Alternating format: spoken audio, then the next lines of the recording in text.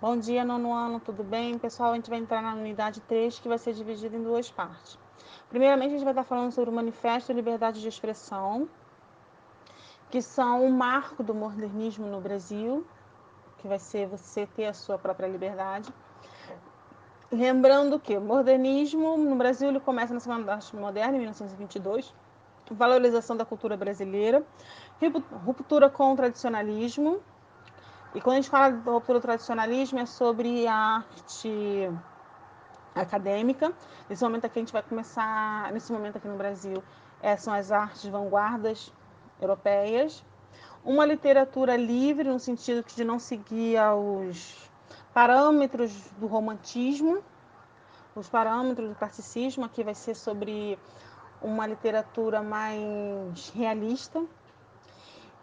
E principalmente um dos principais marcos do modernismo no Brasil, e eles ambos serviram como manifestos sobre como movimentos dentro do modernismo, vai ser os dois manifestos de Oswaldo de Andrade. Mas lembrando, mas trazendo um pouquinho de história dentro desse meio, é por quê? Hoje, quando a gente fala em liberdade de expressão, a gente tem a nossa Constituição de 1988 que nos garante isso, no artigo 5º. Só que nessa época de Oswaldo de Andrade, quando ele faz esse manifesto, eles estão debaixo de um decreto de Constituição de 1891, que era considerada a pessoa que podia se manifestar, dar sua opinião, tanto politicamente como dentro da sociedade, era o homem masculino. Era o homem, somente o homem poderia falar, alfabetizado, com 21 anos de idade e que tivesse renda própria. Então você para pensar num país que boa parte não tinha direito à educação. Boa parte era feminino, boa parte dele era descendente de escravos, não tinham trabalho, viviam à margem da sociedade, viviam sendo criticados, viviam sendo marginalizados. Então, o que você tem aqui? Você tem a minoria de representantes que pode dar a sua opinião. Então, nesse momento, Oswaldo de Andrade ele vem fazer dois manifestos criticando essa sociedade brasileira, criticando essa sociedade que ao qual nem todos poderiam falar, criticando essa sociedade que nem todos poderiam dar a sua opinião, criticando isso. É meio difícil da gente assimilar, porque hoje hoje eu posso chegar em qualquer rede social e falar e criticar lá, falar o presidente que eu não gostei do que ele falou, ou do governador, ou do prefeito, ou do vereador, ou de um artista, eu posso me expressar, vocês podem se expressar. Mas naquela época não existia isso, naquela época existia um certo controle. E Oswaldo não se preocupou com isso e fez esses dois manifestos. Hoje em dia a gente está debaixo do artigo 5º da Constituição de 1988, que fala que todos nós somos iguais perante a lei, independente de qualquer natureza, garante aos brasileiros e às pessoas que moram aqui estrangeiras ao direito da vida, liberdade, a igualdade, a segurança e a propriedade. Nós somos livres para manifestar os nossos pensamentos, nós somos livres para expressar nossa atividade intelectual, científica e comunicação, independente de censura ou licença. Os meus direitos de vida privada não podem ser violados, e se for violados, eu tenho o direito de cobrar isso. Tanto que existe o processo de cada pessoa direito de indenização por danos morais ou moral quando alguém faz alguma coisa contra o seu nome ou contra você ou usa a sua imagem sem que você lhe permita. Então, assim, nós podemos ter, porque isso aqui é de 1988.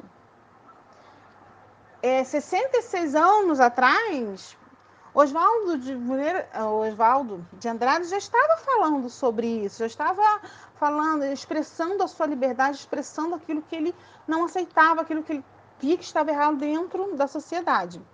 Manifesto é o ato de expressar um pensamento, ideia, ponto de vista, é uma revelação, um conjunto de várias pessoas que geralmente se juntam para expressar publicamente uma opinião, reivindicações, ideias, sentimento, é o que a gente vê hoje em dia com as pessoas. Mas isso era algo até mesmo surreal, ou não muito aceito, em 1922. Apesar de que antes disso, houve várias manifestações de pessoas lutando pelos seus direitos. Então, assim, a sociedade, o homem, sempre buscou lutar pelos seus direitos através das manifestações. Hoje a gente pode fazer isso, nós temos garantia. mas até alguns anos atrás não existia essa garantia dentro do Brasil. Então, assim, a atitude de Oswaldo foi uma ruptura com muitas coisas, não apenas no sentido de arte, mas no sentido de política também. Qual foram esses dois manifestos que trouxeram essa dinâmica dentro do Brasil? Pau-Brasil e Antropofago. Ambos foram escritos por Oswaldo de Andrade. Ambos são uma crítica à história do Brasil, cada um dentro da sua maneira, da sua ideologia. Ambos são nacionalistas. Ambos tratam da liberdade poética no sentido de que você não segue agora os dogmas para você escrever uma poesia perfeitinha. Agora você simplesmente permite que a sua inspiração faça com que você escreva e você não vai falar sobre o amor lindo, maravilhoso. Você vai falar sobre a política, sobre a vida, sobre a sociedade, sobre o medo, sobre a dor. Você tem uma liberdade agora de falar o que você quiser. E principalmente uma valorização das tradições brasileiras no sentido de cultura. O Manifesto de Pau-Brasil foi escrito em 1924, ele é dividido em 9 partes, todas essas 9 partes vêm criticando a colonização do Brasil. Eu deixei até aqui um pedaço de um poema deles, que é uma sátira a um dos poetas portugueses, Gonçalves Dias, que ele fala do desejo dele de voltar para Portugal, que ele ama Portugal. Então ele faz uma sátira falando: Deus, não permita Deus que eu morra sem que volte para São Paulo, sem que veja a Rua 15 e o progresso de São Paulo. É uma sátira a do Gonçalves Dias no sentido de valorização do Brasil, da nossa cultura. Ele vai trazer também uma linguagem informal, ele vai usar, no próprio livro de vocês tem exemplo dessa linguagem informal, é mais o que era usado dentro do dia a dia, entre as classes mais baixas, que não seguem aquele português rabuscado, aquele português cheio de acertos. É uma linguagem muito mais informal. O Manifesto Antropofago foi em 1924, 28, 4 anos depois. Dentro desse texto, no primeiro momento, ele foi apresentado na Semana da Arte Moderna e depois ele vai escrever um manifesto um pouco mais longo, com mais detalhe. Ele saiu na revista Antropofagia. Ele vai ser uma das referências do movimento antropofago e uma dos artistas que mais vai se destacar nesse momento vai ser a Tarsila do Amaral. E uma das características dessa antropofagia são as imagens em dimensões diferentes. Tem o pensamento de Karl Marx, e o pessoal aí que gosta de falar sobre socialismo. O pensamento de Karl Marx socialista vai estar dentro desse manifesto. A psicanálise de Freud vai estar também o influenciando.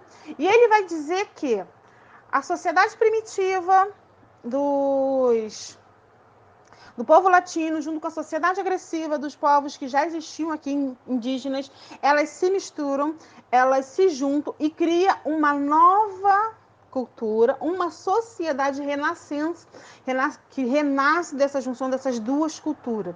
E essa é a cultura do Brasil. Mas não é uma cultura primitiva no sentido de pessoas que não tenham... que não seja primitiva no sentido de ruim, mas não primitiva no sentido de belo, no primitiva no sentido de sem influências europeias. O que está querendo dizer? São primitivas no sentido que não são influências europeias, mas sim são as nossas bases culturais que nós temos que valorizar ela.